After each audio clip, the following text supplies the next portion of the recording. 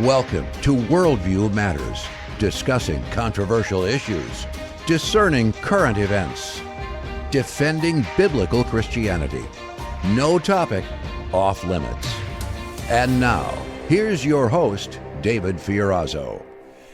Friends, March was Women's History Month, and sadly today, women are at risk of being just that, history, or being erased. Where are the voices resisting this? Recently, a female student taking a gender studies class at the University of Cincinnati was given a failing grade. Why? She used the term biological woman. Well, today, we're so blessed to have Sheri. She's the founder and president of the United States Parents Involved in Education. That's USPIE.org,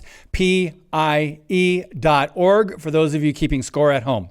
Their mission is to end the U.S. Department of Education and all federal education mandates.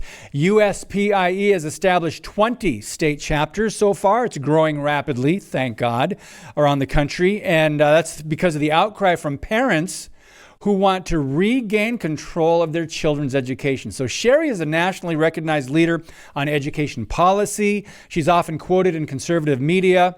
She spent much of the last year exposing CRT, critical race theory. Thank you, Sheri. And serving as the executive producer for a new documentary film. I love this. It's called Truth and Lies in American Education. Sheri, welcome to Worldview Matters. Thank you. I'm so glad to have been invited. Good to see you. And we mentioned the film, and we'll get to it because one of our colleagues here at Freedom Project, Alex Newman, he's a part of that. He's actually also on your advisory board, along with Freedom Project's own Duke Pesta. I was telling Sheri before we got started, if we're in the studio here, he's right outside the studio doors, down the hall, first office to the right. That's Dr. Duke Pesta. So Sheri, let's talk a little bit about the background. How long have you been president, and when did you found, I should say, USPIE? Well, we started out as South Carolina Parents Involved in Education, SCPI, and that actually began in the early 2000s. And it's when my children were in government schools, and I was concerned about what I was seeing in their curriculum. So even that long ago, there were warning signs about the atrocious things that we see today. So it started as SCPI, and then in 2010, SCPI led the fight against the Common Core standards in South Carolina, the state where I live. And then after about a 2-year fight, we ended up with Common Core rebranded, as was the case for nearly every state in the nation who had been fighting against these national standards. So I spoke with my colleagues around the country and learned that they all had this similar experience.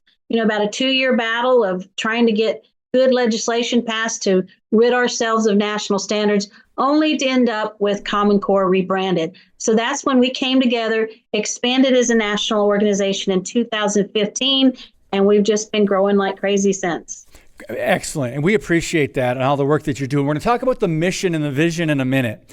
But you said something very important. Common Core was rebranded. What does that mean? Because they don't call it Common Core. That's not a threat, it seems, anymore. And a lot of people might have the naive idea that it was just taken out of the government schools. Go ahead. Right. You're so right. In fact, our former governor, at the time, it was Nikki Haley. She bragged in the media about having gotten rid of Common Core in our state. And those of us who worked on it knew that that was absolutely false. So what we have in nearly every state are standards that are called college and career ready standards.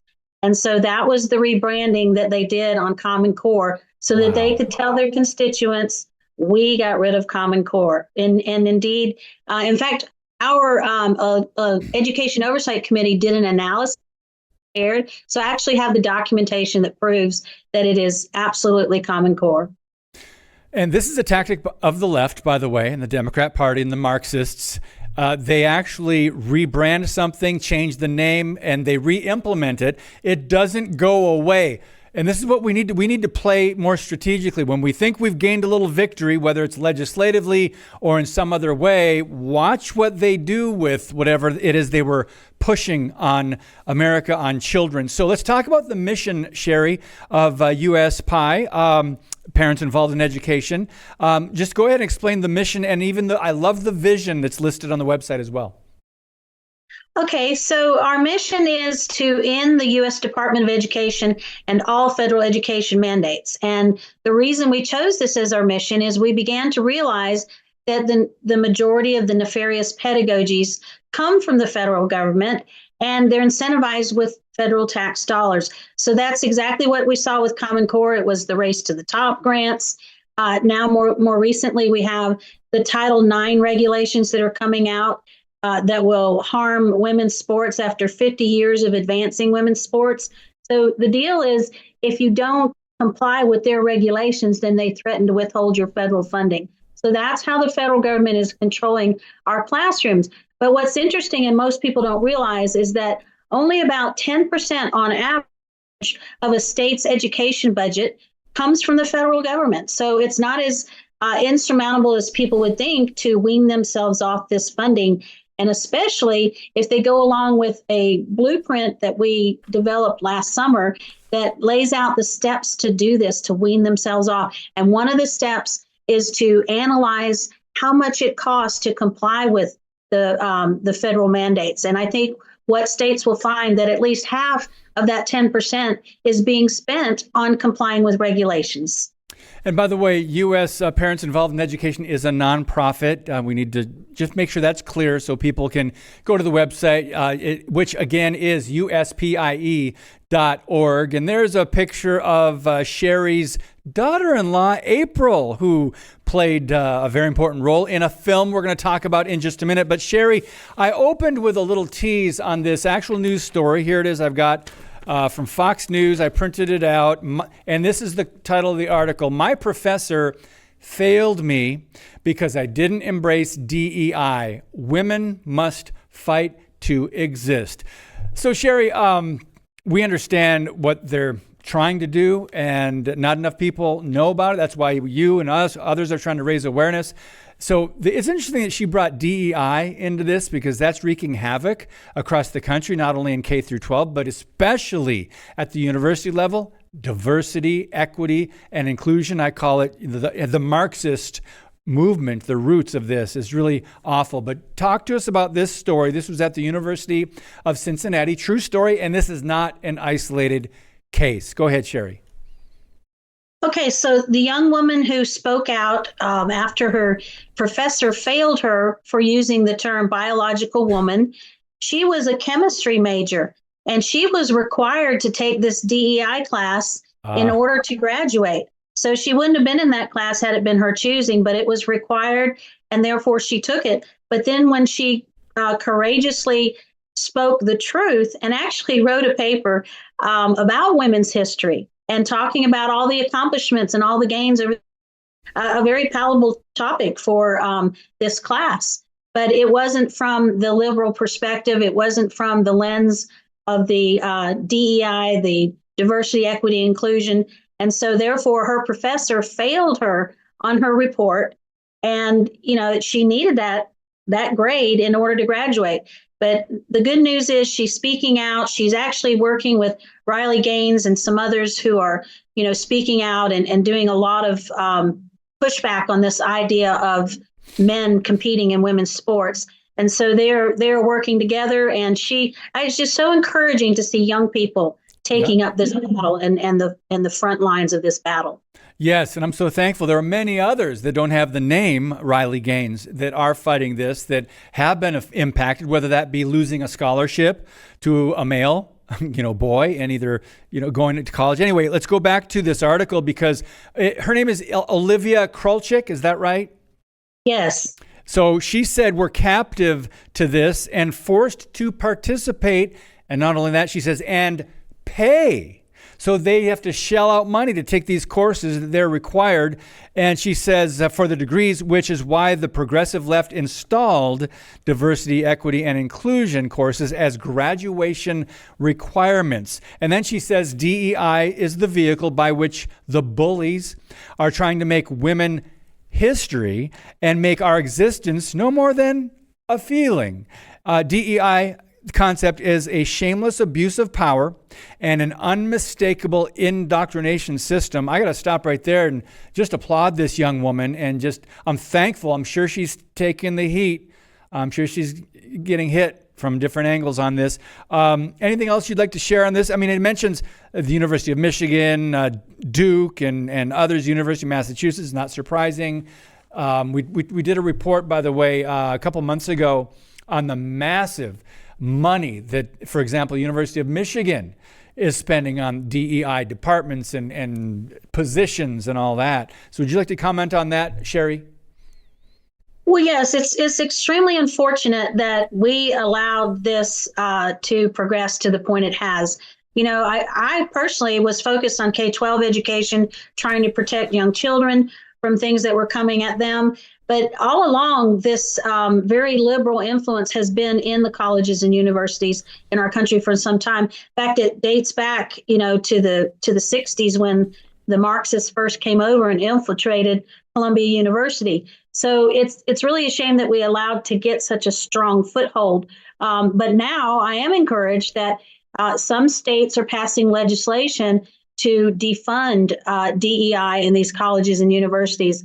But, again, here we get to the point where we understand they'll probably just rename it and shift it around so that they can escape the prohibitions that the state legislatures are putting on them. But we do have to really pay attention to this, because what I like to tell people is it's much, much bigger than even just protecting children, as though that's not important enough.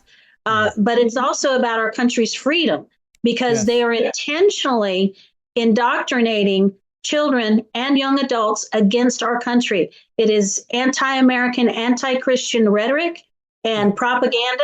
And in our film, we interview Lily Tang Williams, who grew up under the Mao regime, and she says in the film, you're going to end up like China if you don't stop. This is exactly what they were doing in our schools.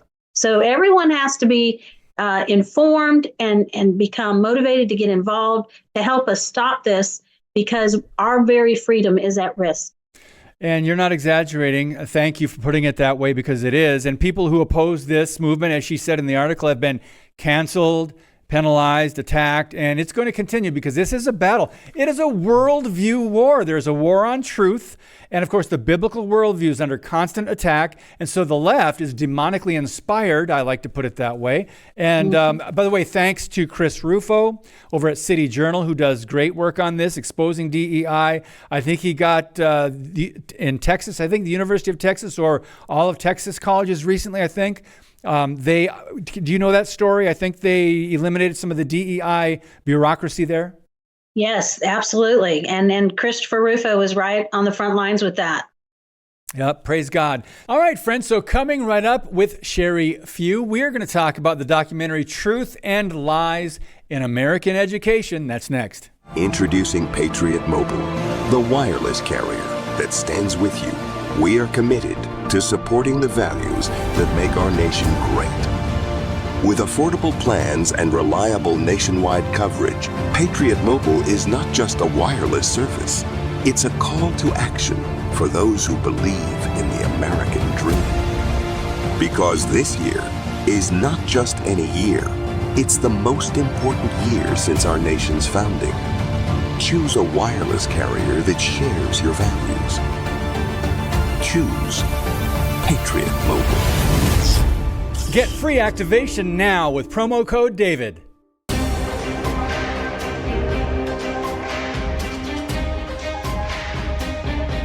So friends, if you're interested in sponsoring Worldview Matters, email us. And the email address is worldviewmatters@fpeusa.org. And our producer, Mike Menzel, will get back to you. That's worldviewmatters.tv. That's easier maybe to go to the website to remember that. Well, we've got Sheri Few with us. She's the founder and president of U.S. Parents Involved in Education, US PIE. And there's the website there, uspie.org. Let's talk about truth and lies in American education. Sheri, because we see some familiar names there to this podcast. We've had, of course, Dr. Duke Pesta. We've had Alex Newman. And we've had Sam Sorbo on. And by the way, friends, Kevin Sorbo is going to be on in a couple of weeks. A great project. Sheri, give us an overview, and then we'll talk about it. And I love that right on the front page, they're not on my watch. So Sheri, go ahead. Tell us about the project. Well, it was sort of a vision that came to me. I understood the very urgent need to educate people about what's happening in the government schools. And really my initial thought was to educate people about the workforce development model of education, which is something very few people have heard. So maybe we'll get a minute to talk about that. But then as we were developing the concept for the film and lining up speakers, is when everything just went wide open with critical race theory and all of these other things happening. So the timing, which was totally God's timing, because we would have produced the film much earlier had we had the funding we needed. But we had to spend about 1.5 years raising money. But the timing was perfect because we were able to incorporate all of this other critical Marxist theories and the sexualization of children and all of this that just really blossomed in the last few years. So, yes, we're so thrilled that Alex Newman is one of the main stars in the film, and Dr. Duke Pesta. Dr. Pesta flew out here, and he and here in South Carolina is where we did some of the filming. And he and Dr. Carol Swain did a great presentation for one of our largest communities in South Carolina, and we used some of that for the film. So, yeah, these are our main characters. We also have Sam Sorbo, which you mentioned, and Donna Hearn, which is, I'm not sure if you're familiar with Donna, but she started the Constitutional Coalition and held annual educational policy conferences every year. She actually passed away 1 year after we produced the film, but she's the one who's done all the research and education on the workforce development model of education. So the film covers the sexualization of children, which, is an issue I've been involved with for a very long time, as I used to write curriculum for abstinence education. But what it's become today is so much more nefarious than what I was concerned about when my children were in schools, especially this focus on the transgender ideology. It's rampant in our schools and so sad. So it's the sexualization of children, the critical Marxist theories, which is more than just critical race theory. It's critical queer theory, critical gender theory, all encompassed in something they call culturally relevant pedagogy. And then we focus on the fake history that's happening in the schools, the rewriting of history, the 1619 Project. And we have a couple of authors that were interviewed who wrote books on how the history has been rewritten in our country and has turned children against America. And, there's probably not any other country in the world that teaches their children to hate their own country. I mean, even the communists are smart enough to teach their children to love their country. So we know that this is an intentional agenda, and that's why we're sounding the alarm, because they want to turn all of the children in this country against their country so that they can see unrest and rebellion and topple our freedom and exchange it for a communist Marxist agenda. Yeah, I mean, socialism is that next step to communism. And by the way, it's not an exaggeration, because as Christians, we are called to influence, salt and light. We are called to make disciples, right? The left is very successful. The enemy is making disciples for this godless worldview, godless worldviews, godless philosophies. And these are demonic agendas. Think about it. The population control, they're trying to, have young children be confused about who God made them. By the way, every human being is created in the image of God. But I'm off my soapbox now because we're talking to Sheri Few. I want to mention real quick, the website is Truth and Lies Film, truthandliesfilm.us. You mentioned that it's based on a true story, so it's documentary styled. Sheri, and your daughter-in-law is one of the stars. Tell us about that. Yes. So my daughter-in-law, April Few, shortly after she married my youngest son, needed some work that she could do at home because they very quickly had my first grandchild. And so I offered her a job to work with me in US Pie. But I told her in order to work for me, there's some required reading she'd have to do because I knew that, she had learned a lot of the things that we're combating in schools and she needed to know the truth. So one of the first books she read is Crimes of the Educator, of course, co-authored by our Alex Newman. And her eyes were really open. So the story begins with her talking about how very liberal she was before she began reading and working for me. And she was just surprised at how much she didn't know. And she thought it sounded like conspiracy, but then did her own fact checking and found it all to be true.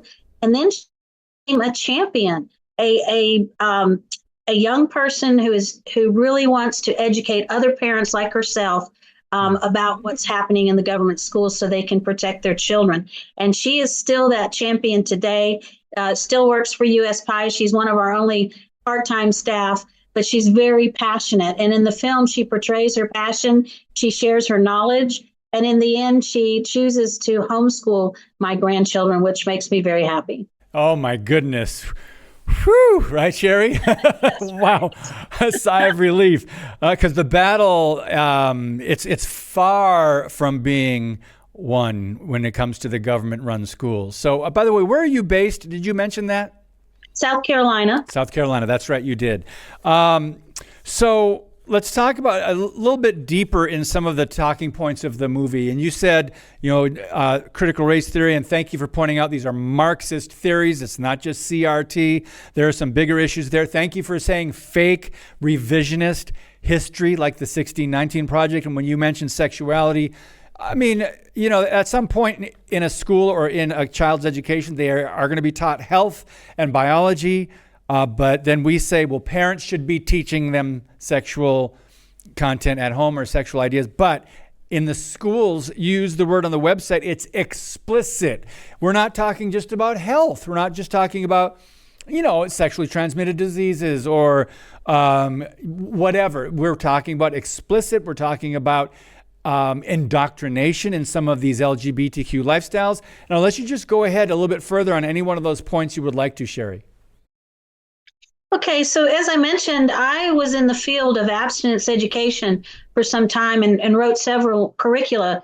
And so, it was our goal to offer an alternative to the sex education children were getting in government schools. This was 15, 20 years ago. And so even in states like South Carolina, we had the homosexual lifestyles being introduced in middle grades and other things like that. But since then, of course, it's become explicit and even pornography in some instances. Our libraries are full of pornography available to very young children. And this whole transgender ideology has just become rampant in early grades on through, to adults. And so when I talk about this, I talk about how it changed because you'll recall in the 90s there was a character called RuPaul that was we used to call them cross-dressers.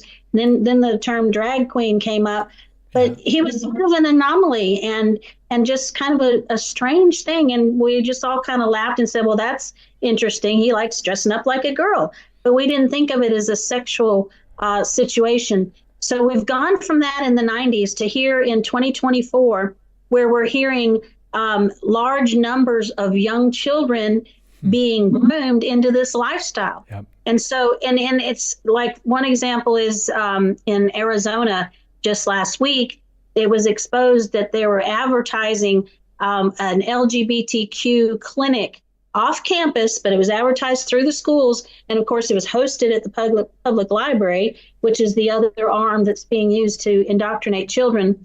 But children could go there without their parental knowledge or consent and legally have their name changed, and they'll help them to create pronouns, and they have a dress closet where you can choose what clothes you want to wear. And we're talking about 8 to 11-year-olds. So this is how sad it's become. And even in that article, it talked about other clinics that were being offered to children as young as 4 years old.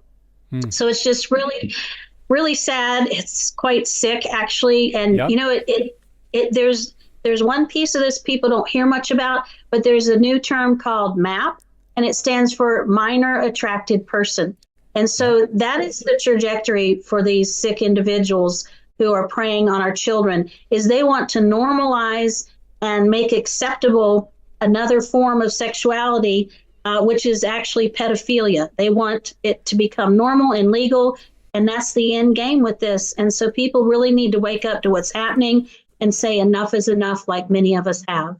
But Sheri, they told us it's not a slippery slope, right? Decades ago, right? That's right. When we were fighting gay marriage, it was, no, we just want to have equal rights with everybody else who's married. We knew better. They just, right. So very briefly, over on your Twitter page, twitter.com, StopFedEd.